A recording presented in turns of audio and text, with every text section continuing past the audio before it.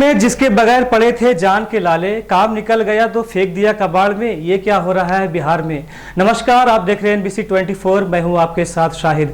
बिहार में कोरोना के मामले लगातार बढ़ते जा रहे हैं। डॉक्टर को भी अभी अलर्ट मोड पर रखा गया है। अस्पताल में कोरोना को लेकर लगातार व्यवस्था बढ़ाई जा रही है, लेकिन इसी बीच नवादा सदर अस्पताल की व्यवस्था सवालों के घेरे में आ गई है।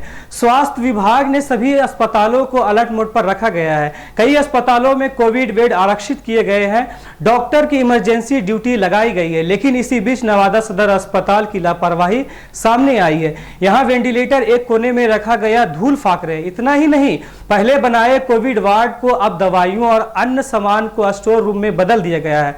इससे अधिक सिविल सर्जन को तो किसी भी उपकरणों की जानकारी नहीं है। अब ऐसे कैसे चलेगा डॉक्टर साहब। अब आप स्थिति की गंभीरता का अंदाजा इस बात से लगा सकते हैं कि अस्पताल में सिविल सर्जन को भी कोविड वार्ड की वर्तमान स्थिति और आवश्यक उपकरणों की जानकारी नहीं है, जबकि स्वास्थ्य विभाग के कर्मचारियों कोरोना से बचाव के लिए सक्रिय हो गए हैं। स्वास्थ्य विभाग द्वारा आवश्यक दिशा निर्देश दिए गए हैं। अन्य अस्पतालों ने गाइडलाइंस के अनुसार तैयारियां पूरी कर ली है। अब देखना यह है कि नवादा सदर अस्पताल प्रबंधक कब इस स्थिति का संज्ञान लेते हैं। नवादा सिविल सर्जन विनोद चौधरी ने कहा है कि व्यवस्था पूरी तरह दुरुस्त कर ली गई है। वेंटिलेटर के बारे में फिलहाल हमें अभी जानकारी नहीं है, इसके बारे में आगे आप लोगों को बताएंगे। अब सबसे बड़ा सवाल यह है कि डॉक्टर साहब को कब इस बारे में जानकारी होगी, जब कोरोना अपनी लहर पर होगा।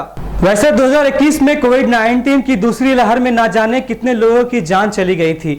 उस वक्त बिहार में वेंटिलेटर की कमी के चलते कोरोना वायरस ने कोहराम मचा दिया था। अस्पताल में वेंटिलेटर की कमी से जिस तरह उस वक्त महसूस की गई थी, उसका अंदाजा लगाना मुश्किल ही नहीं है। लेकिन मुसीबत थोड़ा टलते ही ऐसी लापरवाही देखने को मिली है।